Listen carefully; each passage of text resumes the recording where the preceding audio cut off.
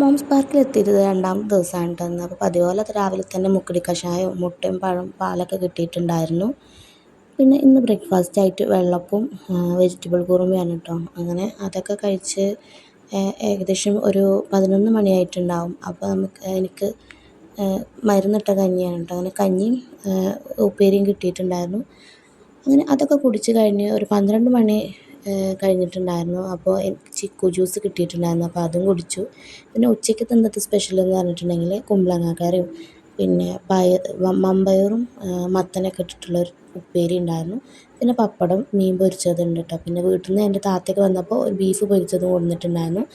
വൈകുന്നേരം ആയപ്പോൾ ഒരു ചായയും 2 കട്ലറ്റൊക്കെ ആയിട്ട് കൊണ്ടു തന്നിട്ടുണ്ട് കേട്ടോ. പിന്നെ രാത്രിക്കത്തെ ഫുഡ് ചോറും ചിക്കൻ കറി ഉണ്ടായിരുന്നു.